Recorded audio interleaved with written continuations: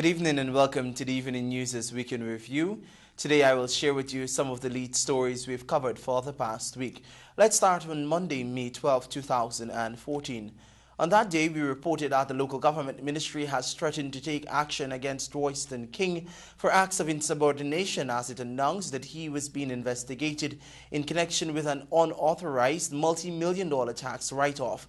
Details in this report. Local Government and Regional Development Minister Norman Whittaker today confirmed that the ministry has called in the Auditor General to probe a multi-million-dollar tax write-off that was allegedly authorized by the city's public relations officer Royston King, who was purporting to perform the duties of town clerk back in 2012. Whittaker made the disclosure when he met with media operatives today to address the ongoing stalemate at the Georgetown Mayor and the City Council. The tax write-off, which amounts to some $36.2 million Guyana dollars, was granted to Beacon Foundation, the minister reported. We have asked the Auditor General, but because of the present scenario there, the Auditor General has been unable to access the records. And we have also notified the Commissioner of Police, because we have determined that, one, the letter to which Mr. King affixed his signature, holding out himself as town clerk when he did, is genuine. That's his signature. We are aware that there's no record at the level of this ministry of the then minister ever approving of Mr. Royston King to act as a town clerk. And therefore, we do not know what's the source of his authority then, and we are mindful of what came out here. It came out at a time, this letter writing came out at a time when the mayor and Mr. King were not enjoying the best of work relations. So we are concerned about those things, and very important also, it is the council that has the authority to waive under specific circumstances and not an individual. It is the council. And we have caused checks to be done, and nowhere are we turning up with any minutes of any statutory meeting that affirms that, one, the council did agree to grant waiver to the particular body, capital B, Beacon, and secondly, nowhere are we able to capture any information to the effect that the then Minister of Local Government and Regional Development had approved of Mr. King acting as town clerk during that period. The matter is still before the courts after the council took the company to court to recoup the taxes. He said the ministry was also probing acts of insubordination being committed by King, which had stemmed from complaints emanating from Mayor Hamilton Green and the current acting town clerk Carl Suba, as well as other officials. Whittaker advised King against his continued involvement in the ploy and attempts to overthrow the legitimate chief executive officer of the council, warning that disciplinary action could be brought against him.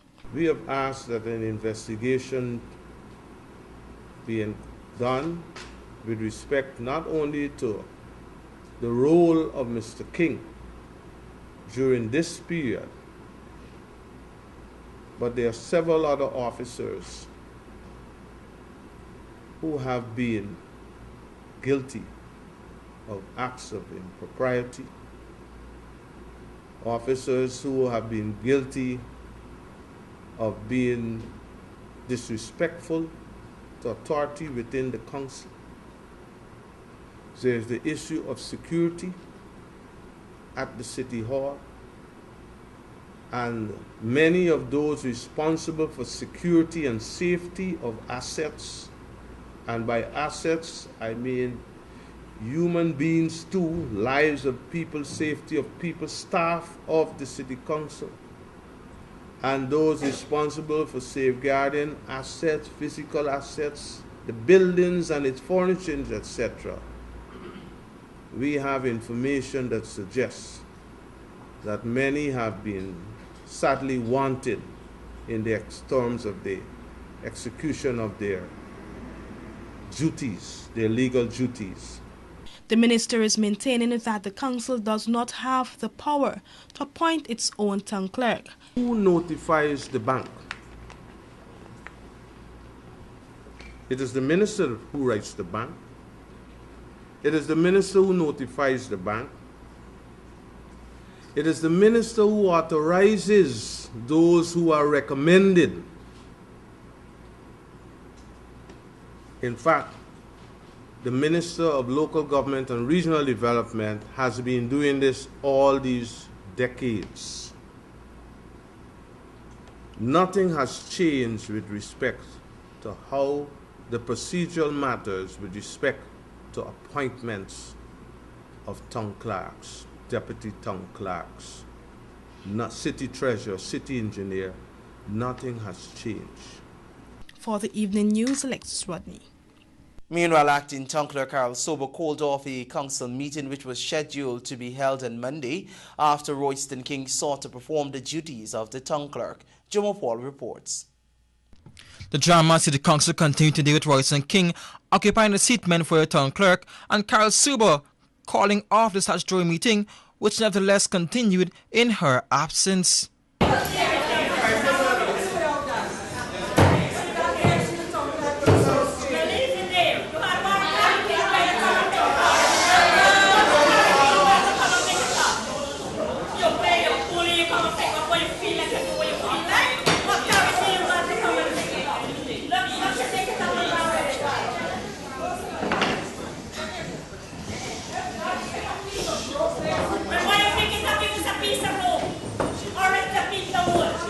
Yeah, like pass people. I ask you to be members of the public officers, councillors all. The legal clerk of Georgetown is here presiding over this statutory meeting.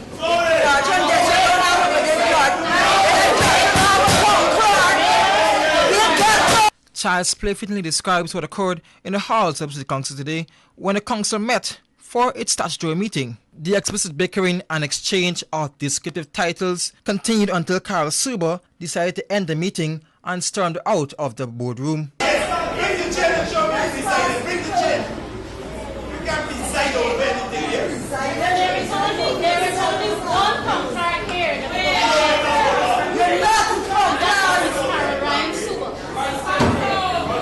You're the town clerk.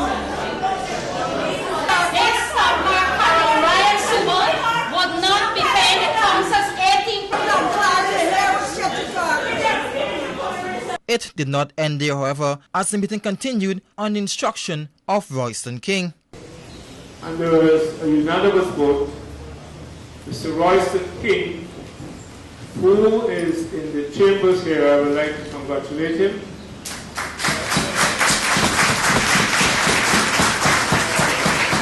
And hope that he has the strength and fortitude to carry on in not too easy circumstances.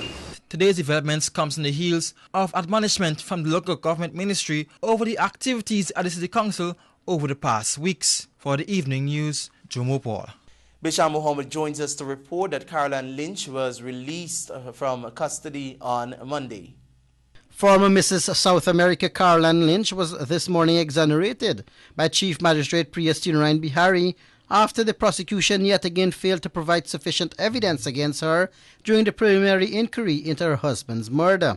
After listening to the testimonies of 17 witnesses during the inquiry into the murder of former Swiss House owner Farouk Razak, the Chief Magistrate ruled that there was no need for the matter to be heard before a judge and jury. Lynch was accused of killing Razak in 2007, but the charge was thrown out of the magistrate's court in 2008 by the then Magistrate Gordon Gilhouse, after there was not sufficient evidence against the beauty queen. In 2010, the Director of Public Prosecution, Shalimar Ali Haq, had recommended that a murder charges be reinstituted against her. Despite the issuance of a wanted bulletin for her arrest, she had managed to evade the police for at least 3 years until January of 2014, when she turned herself into the police in the company of her lawyer. During the second preliminary inquiry, several persons testified, including the former beauty queen, daughter, niece, and personal trainer. They all testified in favor of the woman, who definitely had an alibi at the time of her husband's murder. According to information received, Lynch was in the company of her daughter and niece, and more so, the personal trainer was reportedly on the telephone with her, making arrangements for a training session. Bisham Mohammed, The Evening News. In this story, you'll hear that Head of State President Donald Ramotar provided a profound response to the queries being made by APNU's Member of Parliament Desmond Trotman about expenditure for his overseas trips. The President spoke with Alexis Rodney on Tuesday and she filed this report. When contacted earlier today on the issue, President Ramotar said that he has used whatever is necessary to carry out his function as head of state. He said too that all money used for his overseas trips are constitutionally allotted to him. President Ramotar will offer no other comment on the matter except to say that a response will be furnished in accordance with the laws. He appeared relaxed during the interview and confident that the law was on his side. His response comes at a time when a Partnership for National Unity Member of Parliament Desmond Trotman is expected to receive answers to several questions he posed in the legislature concerning the President's overseas travel and costs. Trotman wants to know how many official trips Ramotar has gone on since becoming president and the costs associated. Information about his delegation is also being sought. Additionally, APNU wants to know how the trips are benefiting Guyanese in the medium and long term. Reporting for The Evening News, I'm Alexis Rodney. Given the current climate at the Georgetown City Council, Guyana Labour Union President Carville Duncan says he is concerned that the state of affairs there will have a negative impact on the union's workers. He has since informed them that Carol Sober is the only acting town clerk. Jomo Paul has the details in this report, which was filed on Tuesday. Carville Duncan's concerns come following a memorandum issued to workers notifying them of a meeting with town clerk Royston King. Duncan is concerned that the personal officer of City Council was out of order when he issued the memo. We are disappointed with the town clerk, with the personal officer and Mr. Town Clerk. We are disappointed with the personal officer. By writing such a letter, knowingly that Royston King is not the town clerk acting. There can be no two town clerks in any one town. And having read the ruling for Mr. Ian Chan, I am satisfied that Mr. Chan is right. And he's right in more than one cases. And therefore, the town clerk is Ms. Sober until such time as a commission is established. Duncan said that after reviewing the ruling made by the Chief Justice, he is satisfied that Carol Sober is acting town clerk and has informed his union members of its position. My instruction to my workers is that they must take instructions only from Ms. Sober, nobody else. And as a consequence of that instruction, I'm calling my executive together tomorrow afternoon in the whole municipality. We are meeting here at 3 o'clock. So I can send the message home quite clearly. And then shortly from that, I'll have a members' meeting to explain to the workers this whole scenario. I will not allow my workers to be used as political pawns in order to satisfy one's ego. Duncan pointed out that as of right now, the union is concerned about the effects of the political crossfire between the two sides at the City Council. Once my workers is working and they are paid by the week and they are paid at month end, my problems are over. Because I'm a trade unionist, I'm not a politician. But when you're going to drag my worker into a political scenario, which is interfere with their payment, which may force council to make different decisions, where they will suffer in the long run, I have to come in at this point in time to protect them. For the Evening News, Jomo Paul. On Wednesday, Insel Air announced its intention to enter the Guyanese market and to provide them with service and flights between Georgetown and Aruba and the United States of America. Here are details in this Gabriela Patram report. Insel Air is ready to do business in Guyana's market, and this evening will launch its product and services, which has received international acclaim. The company, which has years of aviation experience, says that it chose Guyana not only because of the profitability of its business venture, but several other factors which are linked to its topography and people.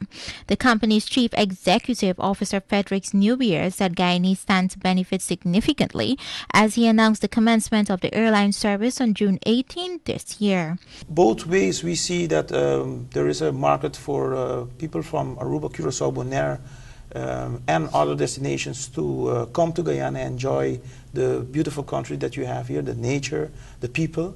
Yes. And also we see that people from the States want to, or from Guyana want to connect through Aruba to the States and to Canada. And so we have also good connectivity with Europe. So we think we can fill up all the planes. The airline will have flights from Guyana to Aruba, Miami, Canada, New York, and Curacao. During the interview, it was also stated that while traveling with the airline, customers will have an experience of a lifetime. We'll be flying directly from Guyana to Aruba. When you arrive in Aruba, you can choose whether you can go continue your flight to Miami with Insel Air, or you can also fly to Curacao with Insel Air also, or either you can connect to Europe or Canada and New York. As introduction fares, we have Georgetown to Aruba for $258, including all taxes. Yes. And 2 pieces of luggage, each 23 kilos, which is 50 pounds, free of charge. We have from Georgetown to Miami, $337, also including taxes. And from Georgetown to Curacao for $299. And that is well including the departure tax of Curacao, which is $39. Insel Air presently has 150 planes around the Caribbean, and their first inaugural flight will be on June 18th. For the Evening News, I'm Gabriela Patram. The relatives of Damien Belgrave, who was shot and killed outside of the fish shop back in 2012, are saying that a miscarriage of justice has occurred as the cops accused of the shooting have been freed. Gomati Gangadin explains in this report filed on Wednesday. Damien Belgrave's mother, Donna Sulker, told representatives from the media that the Guyana Police Force has been playing games with her emotions since the death of her son more than 2 years ago.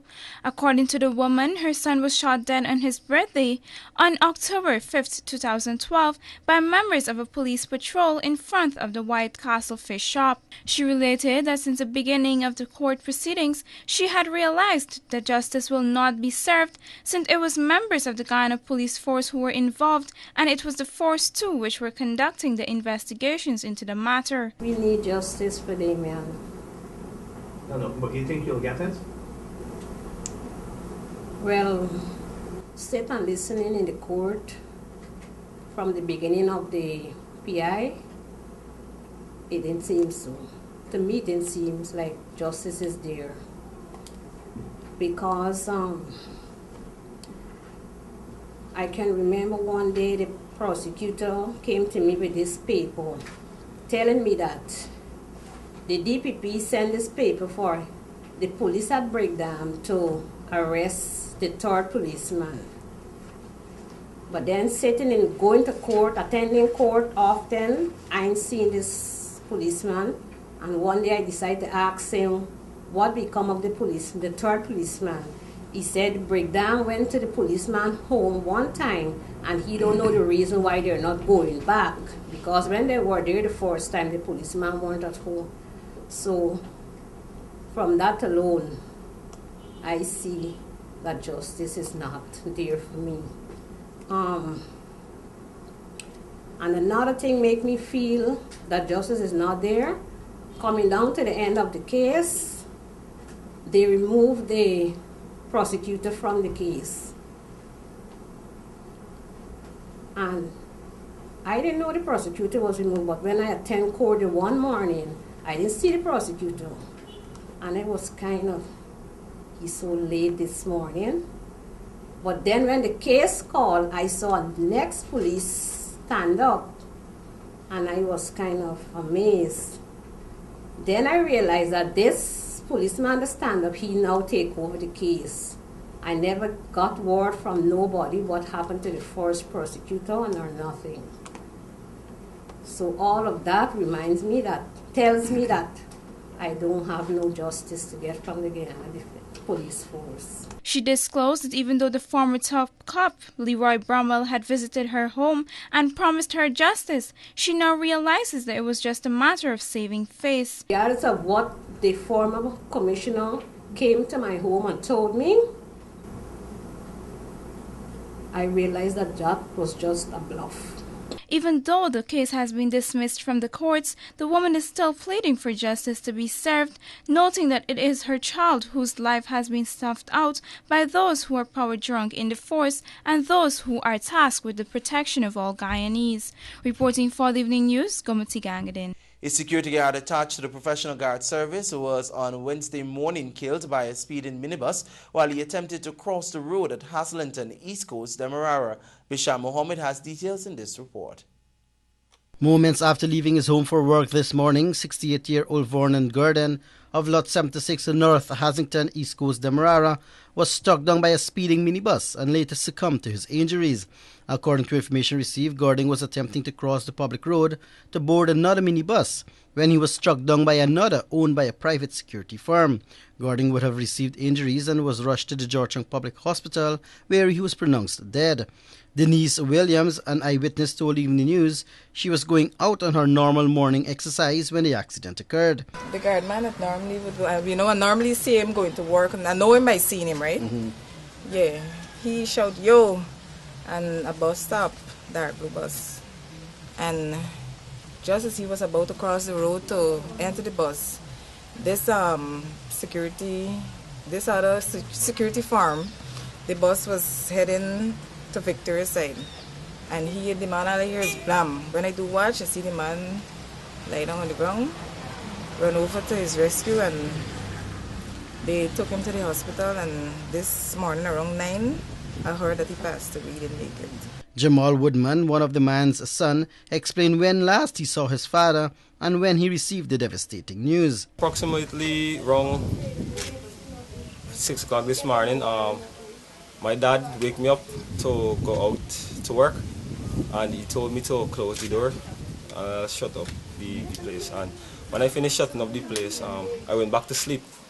And about 10 minutes after, I got a call by one of my aunts saying, come and open the door fast. And when I run and open the door, she said that my father just got knocked down on the road. So we rushed out to the road, but by the time we got out there, everybody was gone. 40 minutes after, we got a call saying that he died. A devastated wife, Doreen Spencer Gordon, who was still in a state of shock, had this to say about the accident and her husband. The only thing I heard this morning is that my husband got hit by a bus. Very genuine man, peaceful, always like work. Gordon had been working at the Professional Guard Service for the past 27 years, and at the time of his demise, he was attached to the Republic Bank Camp Street location. He leaves to mourn his wife and 11 children. The driver of the minibus was taken into police custody and is assisting with investigation. Bisham Mohammed at the Evening News. Let's turn our attention now to Thursday. Head of the Presidential Secretariat, Dr. Roger Luncheon, rebuked comments made by the Attorney General Anil Nandlall, which sought to suggest decisions that led to the placement of ads on the Walter Rodney Commission of Inquiry by the Government Information Agency were in bad taste. Luncheon said the Attorney General was expressing a personal view on the matter and was no time speaking on behalf of the government of Guyana. Cabinet Secretary Dr. Roger Luncheon says that the view expressed by Attorney General Anil Nandlall over ads placed by the Government Information Agency is his personal view and does not reflect the government's position on the issue. Hours after an article was published in sections of the media stating that the AG had labelled the ads as distasteful, Roger Luncheon has cleared the air on the matter. Let me put it this way. I just spoke about personal opinions. could say this. He isn't speaking for me. That's the AG's personal opinion. That's your chief legal advisor. This does not reduce itself to legal advice. I said to you that here it is, we're dealing with autonomy, we're dealing with how does one act in the face of the autonomy that they enjoy as media practitioners. And I don't know if the AG has been appointed to voice his opinions on this matter. I say it is his opinion. I don't share it. Luncheon said GINA operates with some amount of independence and the ads should be seen as a non-issue. I am told that they have indeed, I will ask specifically that they were placed by GINA, and I would want to recognize a certain amount of autonomy that is actually exercised, a certain amount of autonomy that is exercised in the GINA coverage of events. I think you would want to agree with me that there's a very thin line between giving instructions to media practitioners. I understand you would be pontificating on such matters soon, but there's a thin line between giving instructions to media practitioners on what to carry about events. The ads in question had been placed after the organization had taken steps to publicize revelations from the Rodney Commission of Inquiry. In the published article, the AG had stated that he will be taking steps to stop the further publication and airing of the advertisements. For the evening news, Jumu Paul. Molly Hassan will take up duties on Monday as the new Chief Executive Officer for the National Communications Network, as we hear in this report, which was filed on Thursday. Even as the finances of National Communication Network are in limbo, the former marketing director of Coastal Limited, Molly Hassan, has been confirmed as the new Chief Executive Officer of NCN. Hassan has been offered a multi-year contract. Her appointment comes on the heels of a recent decision by government to transfer acting CEO of NCN Michael Gordon to the state-owned Chronicle to function Cabinet Secretary Dr. Roger Luncheon. While refusing to confirm any appointment to the post, said that the appointment will be announced soon by way of the relevant authorities. Yes, I anticipate that soon, very soon, the authorities, that's presumably the minister, the president, or the board, because remember this is a private company, albeit totally, wholly and solely owned by the government of Guyana. The board chairman, Mr. Mazir, Dr. Mazir, would be announcing the recruitment and the appointment of a new CEO. For the evening news, Jumo Paul. The recent allegations of sexual offences involving students and staff members at the New Opportunity Corps located at Underneeman on the Essequibo Coast seem to have jolted the Ministry of Culture, Youth and Sport to redress its policies of the institution's operation. Alexis Rodney has details in this report. Minister Anthony said that while the Ministry of Human Services and Social Security is carrying out investigations into the allegations, a whole new approach will be taken at the correctional facility to help prevent any such recurrence. However, while he did not admit to any wrongdoing by any staff member at the institution, he said the law will take its course when the investigation is completed. The minister and a few members of the institution were at the time addressing members of the media, seeking to clear the air under the allegations that were recently brought to the fore. According to him, the ministry was never made aware of these allegations. We saw the first report of it in the press, right? We were unclear what it was. And I think about 2 weeks ago when that thing first surfaced, we never got any report, any letter, nothing, right?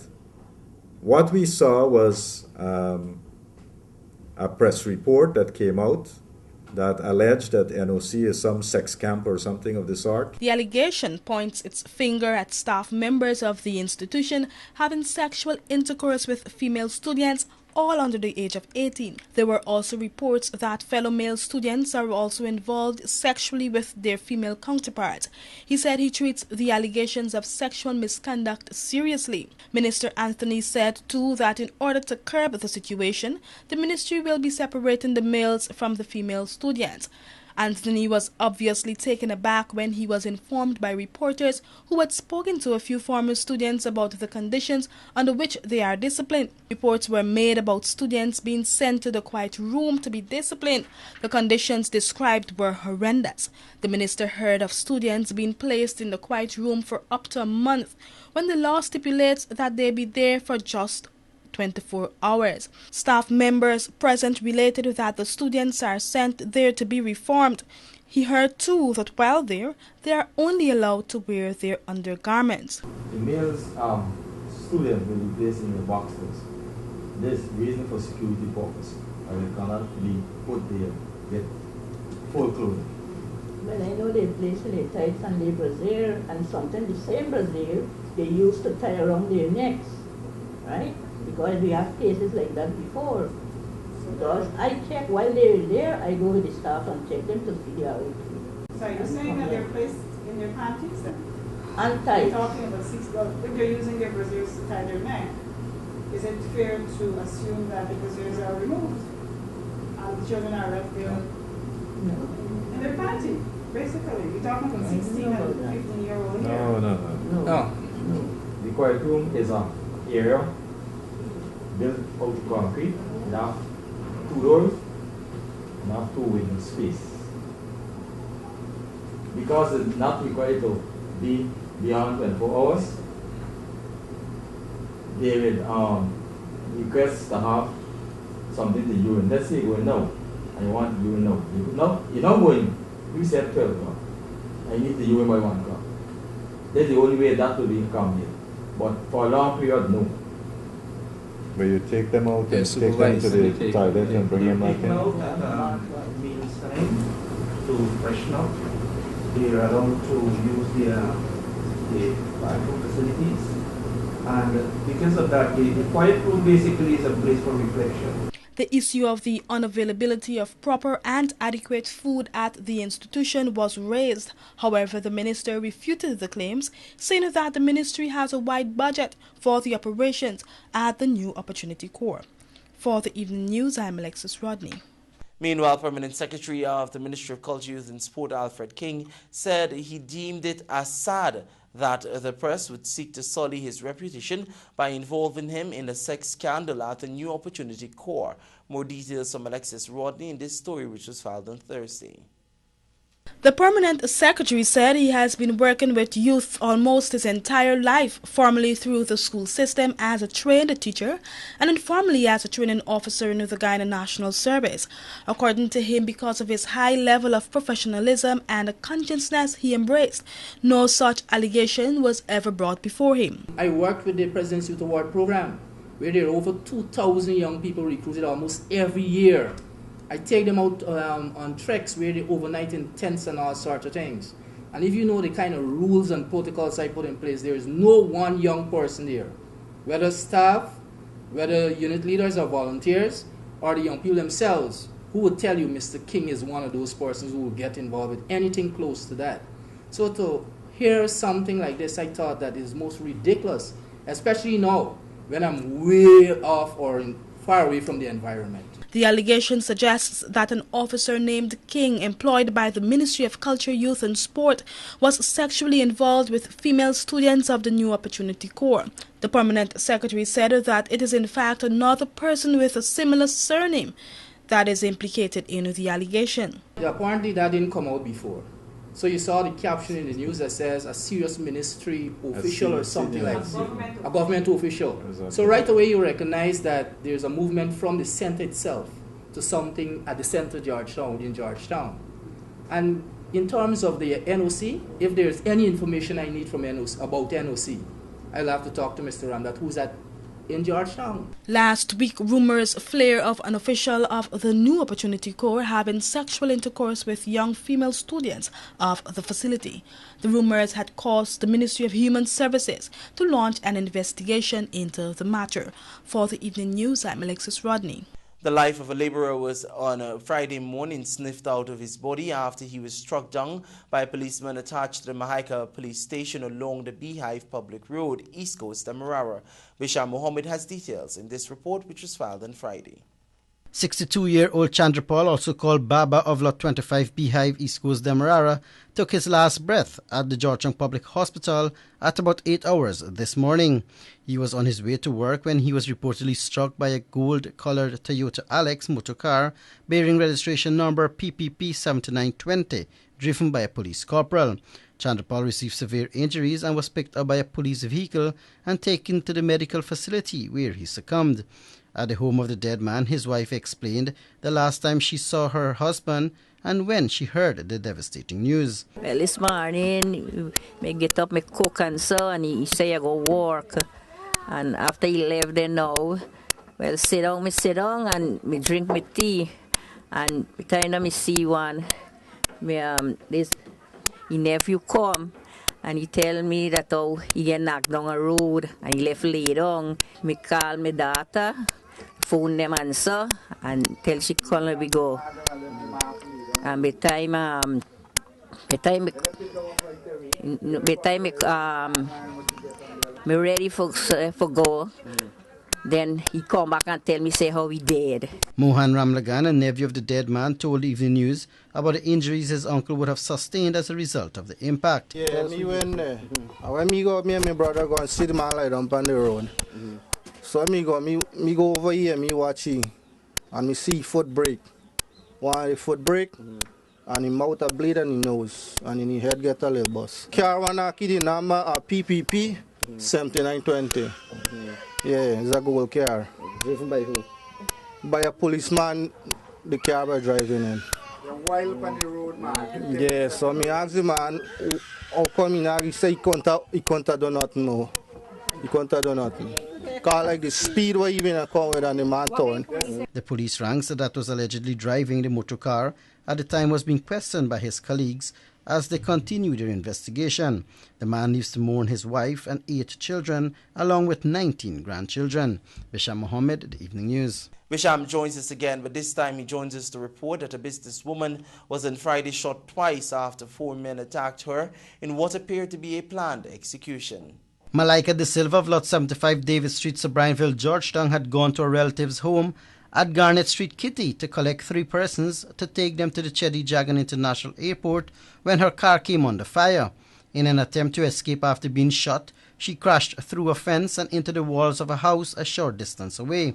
Up to news time, she was undergoing an emergency surgery at the Georgetown Public Hospital. Fazila, a relative of the injured woman, explained what occurred on Friday morning, noting that from all indications, her attackers wanted her dead. She was coming from David Street, that's where she lives, and she was coming here to pick up her sister and her husband to take them to the airport because they were leaving, well, this morning.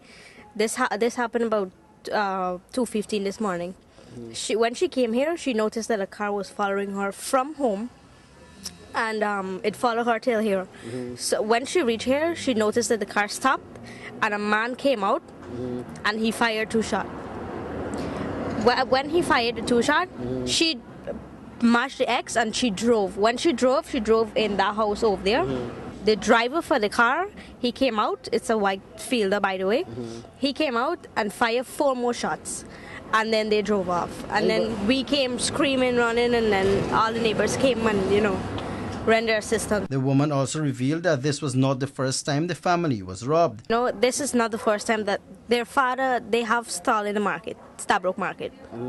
And this is a frequent something because they usually get robbed a lot. So to us, it's a planned something. 1 bullet entered in the left shoulder and it came out to the right, and another one is lodged in the spine. An occupant of the damaged house said that she heard gunshots followed by a crashing sound. I can't really show because I went inside, you're sleeping here. So by the time me and my mom and my stepfather to run out here, the vehicle was already in the yard, but we hear 3 gunshots before we come out. And when we come out, we see the lady pinned down in the car, and like she already down to have a shot or something like that. And I hearing the people them run out and all in thief, bandit. So I didn't know. That's all I could say for now. And no. But she alone was in this car? No, was she and another person, but another person didn't get hurt. Just she alone. The person who was driving was 2 ladies. The police have since launched the manhunt for the car at Toyota Field and the occupants. Bisham Mohammed, The Evening News. A Partnership for National Unity and the Alliance for Change passed a motion in the National Assembly to reduce the tolls at the Berbice River Bridge despite fierce opposition from the government.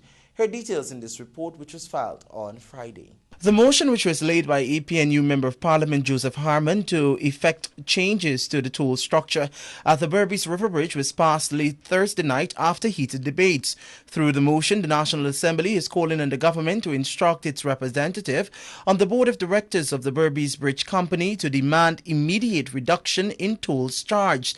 It was pointed out that the Public Works Minister has the authority to make toll orders. Harman, in making his case to the House, said the tolls established at the Berbice River Bridge are high when compared to other parts of the country, South and North American nations as well. But this line of argument was rubbished by Housing and Water Minister Irfan Ali. Despite the picture painted by the opposition, Ali argued that the government has no direct ownership stake in the company, noting that if there is an intervention on the part of the government, it would be a breach of the contract. He said an infraction would cripple future investments by private entities. If we are to make the retrogressive step as to intervene in this private sector activity, in this private company, there are many macro consequences that we will face. It will harm the prospect of attracting similar investment in the future, with government having to finance major infrastructure projects. The agreement between government and Berbice River Bridge Inc. guarantees minimum return. Any changes would constitute a breach of agreement. Ali was supported by Public Works Minister Rupson Ben, who made it clear that the government will not support the motion. This is a shot fired across the bows of all those forces who want to continue to invest in our country. This is an attempt to make a de facto expropriation or nationalization of a private investment. This is what it is. This is what the motion is. This is what it is. Government members of parliament accused the opposition of using the motion to gain political mileage, but the opposition maintained that a move has been taken to remove the burden placed upon the working class. Fourth Evening News, Michael Young reporting. Let's turn our attention now to Saturday. Government legislators have expressed concern over what appear to be direct threats on their lives made by opposition members in the National Assembly on Thursday as they lodged complaints with the Speaker. Housing and Water Minister Irfan Ali has sternly objected to a move by the opposition legislators in the National Assembly to hold up and wave pictures of former Agriculture Minister Saturday Yosaw, who was brutally murdered. Ali's objections came as the act was being done during the parliamentary debates on the controversial Berbice River Bridge toll reduction motion on Thursday. He said that he saw the waving of Sasaw's picture during the debate as insensitive and a threat to him as a minister of government. On a point of order, in the back row of the opposition benches, they are waving a portrait of one of our colleagues who was brutally murdered. I don't know, Mr. Speaker. One second. What is the point of order? Mr. Speaker, in terms of... Mr. Speaker, I'm coming to my point of order, the conduct in the House. Yeah, I don't know whether you can when you saw banners. that portrait, what did it convey to you? Yeah, that's what it conveyed to me a threat. It conveyed to me, I know this, Mr. Speaker, you know the circumstances. And when they raised that photograph, it conveyed to me a threat as a minister. Meanwhile, government's chief whip in the House, Gil Teixeira, also expressed concern over the actions undertaken by a Partnership for National Unity members of Parliament, as she contended that direct threats to kill her were made. Pictures were showed just now. I asked, and they kept pointing the picture and then pointing to me. And I said, do you want to kill me next? And they kept laughing and saying yes. Oh, I didn't hear and that's different. That's different from me holding up on Rodney. Speaker, I would like to explain to you. Go ahead, but I would like to explain to you. You have raised something I'd like to explain. Because the honorable member, Miss Ali, was talking about the Berbice in the days under the PNC regime. And I held this up and I said, you'll have to explain this. The issue, Mr. Speaker, that is different with that. They're different with that because this is a subject of an inquiry now. This is a subject of an inquiry now. The issue with that, Mr. Speaker, is that they were threatening me. Speaker of the National Assembly, Raphael Trotman, intervened in an attempt to treat with the concerns raised by the government legislators. both photographs of the two persons we have exposed this evening really conjure up terrible images of the past of Guyana. And I would ask that we not do so. What might appear to be mirth and merriment for some will affect others.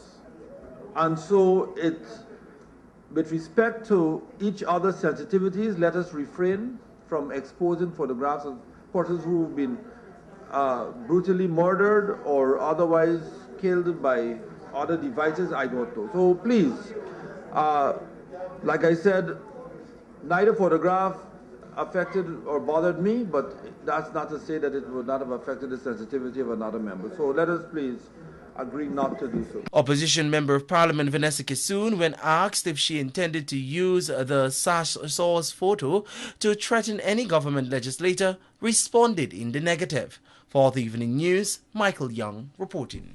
While the Cabinet promises that all of the questions with respect to the International Marriott Hotel will be answered soon, lights at the building, which is under construction, are already on. Let's go to Jumo Paul for more details. The Marriott Hotel, which is still under construction, has installed its logo on the building in Kingston. The emblem has been put in place despite an obvious deceleration in works on the exterior of the building.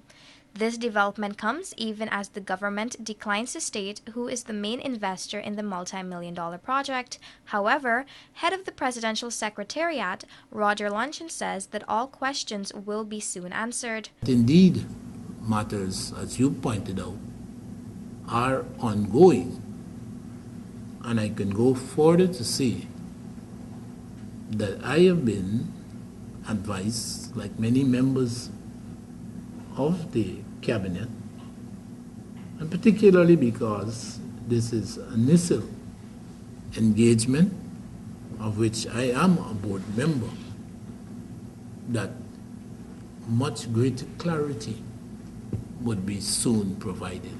The Marriott Hotel, which is set to open in August, will show off close to 200 rooms and will provide employment for close to 500 Guyanese. For the Evening News, Shania Singh.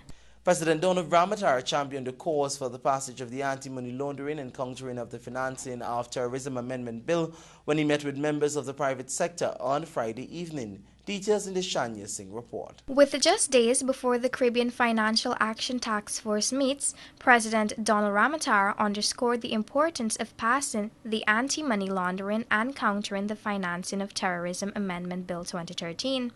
Guyana is mandated to pass the amendment bill by May 29th. However, to date, the Parliamentary Special Select Committee, headed by Government's Chief Whip, Gil Teixeira, has not completed its work. That is extremely important if we are to facilitate the business sector in this country and make it easier for them to do business internationally. And as a small country, as you are well aware, with a small population as we have, foreign trade is extremely important to our welfare. in this country. President Ramatar was speaking at the Georgetown Chamber of Commerce and Industries GCCI cocktail social at the Princess International Hotel. Meanwhile, newly elected president of the Georgetown Chamber, Lance Hines, the chief executive officer of the Brain Street Group, said the cocktail social was held to create a greater bond among GCCI members and the wider business community. The genesis of this event was really based on the fact that we don't think we spend enough time with each other. There is the AGM where we meet, and after the election, the councillors get about their business.